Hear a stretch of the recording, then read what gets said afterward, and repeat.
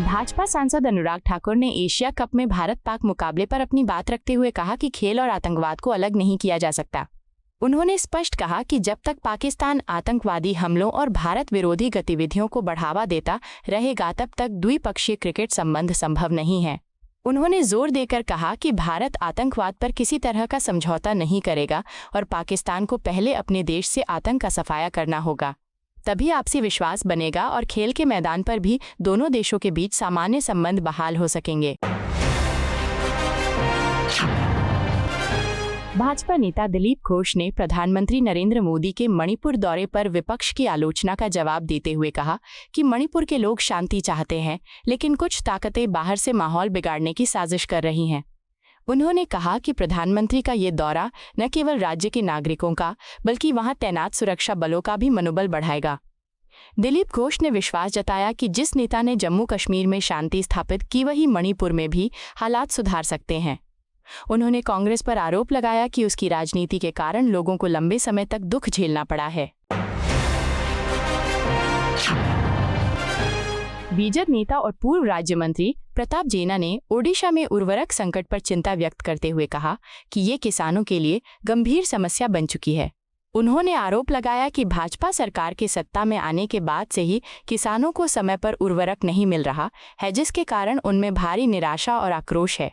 उन्होंने कहा कि किसानों की आवश्यकता को देखते हुए सरकार को पहले दिन से ही उर्वरक की उपलब्धता सुनिश्चित करने के लिए ठोस कदम उठाने चाहिए थे। उर्वरक संकट ने खेती और कृषि उत्पादन दोनों को प्रभावित किया है। दिल्ली की मुख्यमंत्री रेखा गुप्ता ने शालीमार बाग केसीए ब्लॉक सेंट्रल पार्क में विकास परियोजनाओं का उद्घाटन करते हुए कहा कि ये दिन दिल्ली के लिए खास है। उन्होंने बताया कि बिजली विभाग ने मंत्री आशीष सूद के नेतृत्व में राजधानी को एक महत्वपूर्ण तोहफा दिया है। ये विशेष वाहन बिजली की तारों और लाइनों की मरम्मत बिना आपूर्ति बाधित किए कर सकता है। मुख्यमंत्री ने कहा कि अब मरम्मत कार्य के दौरान बिजली 1 मिनट के लिए भी नहीं कटेगी। 1.5 करोड़ रुपए की लागत से खरीदा गया ये वाहन अपनी तरह का पहला है और इसकी शुरुआत शालीमार बाग से हो रही है। रालोद नेता मलूक नागर ने प्रधानमंत्री नरेंद्र मोदी के मणिपुर दौरे पर कहा कि अगर प्रधानमंत्री वहां जा रहे हैं और जनकल्याण के लिए 8,500 करोड़ रुपए की योजनाओं का ऐलान कर रहे हैं तो इसमें विरोध का क्या कारण है। उन्होंने कहा कि विपक्ष केवल आलोचना और खामियां निकालने में व्यस्त है, जबकि सच ये है कि मणिपुर जैसे संवेदनशील राज्य के लिए इतने बड़े पैमाने पर विकास कार्य आवश्यक हैं। उन्होंने सवाल उठाया कि क्या विपक्ष ये चाहता है कि वहां विकास न हो और जनता को राहत न मिले। प्रधानमंत्री का ये कदम राज्य के हित में है। केंद्रीय मंत्री गिरिराज सिंह ने प्रधानमंत्री नरेंद्र मोदी के आगामी बिहार दौरे पर कहा कि उनकी हर यात्रा राज्य के विकास में एक मील का पत्थर सिद्ध होती है। उन्होंने कहा कि प्रधानमंत्री जब भी बिहार आते हैं तब प्रगति की दिशा में एक नया अध्याय जुड़ता है। गिरिराज सिंह ने बताया कि ये सिर्फ मोदी जी का सपना नहीं बल्कि उनका ठोस संकल्प है कि बिहार के विकास के बिना देश का विकास अधूरा है, क्योंकि बिहार पूर्वांचल का प्रवेश द्वार है। इसी कारण हर बार प्रधानमंत्री की यात्रा बिहार के लिए नई योजनाएं और अवसर लेकर आती है। कांग्रेस नेता राजेश ठाकुर ने बिहार कांग्रेस द्वारा प्रधानमंत्री मोदी की दिवंगत मां पर एआई से निर्मित वीडियो पोस्ट किए जाने के विवाद पर प्रतिक्रिया देते हुए कहा कि गिरिराज सिंह की मानसिक स्थिति ठीक नहीं है। उन्होंने आरोप लगाया कि सिंह केवल सुर्खियों में बने रहने के लिए इस तरह के बयान देते हैं। ठाकुर ने आगे कहा कि बिहार में जिस तरह से वोट चोरी के मामले उजागर हुए हैं उससे भाजपा नेताओं में घबराहट स्पष्ट दिख रही है।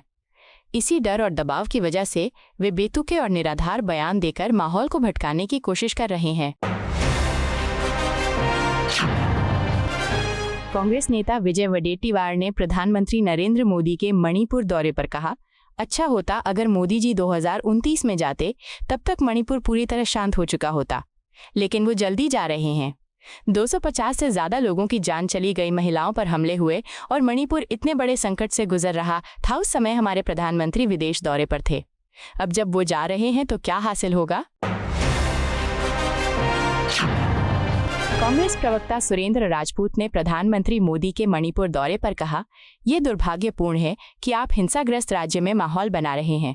आपको कुकी और मैतेई लोगों के बीच शांति स्थापित करनी होगी। मणिपुर की समस्याओं का समाधान संवाद और समझौते से ही संभव है। हिंसा और तनाव को बढ़ावा देने की बजाय सभी वर्गों को एकजुट करना सबसे जरूरी है।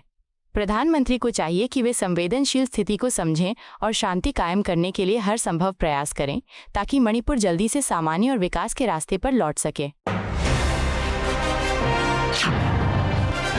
कांग्रेस नेता उदित राज ने प्रधानमंत्री नरेंद्र मोदी के मणिपुर दौरे पर प्रतिक्रिया देते हुए कहा कि ये कदम काफी देर से उठाया गया है।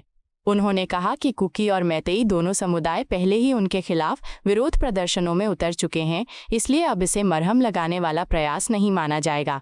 उदित राज ने कहा कि एक समय था जब प्रधानमंत्री की मौजूदगी वहां सकारात्मक बदलाव ला सकती थी और हालात को संभाला जा सकता था, लेकिन अब परिस्थितियां बेहद कठिन हो चुकी हैं। देर से उठाया गया कदम लोगों के विश्वास को बहाल नहीं कर पाएगा।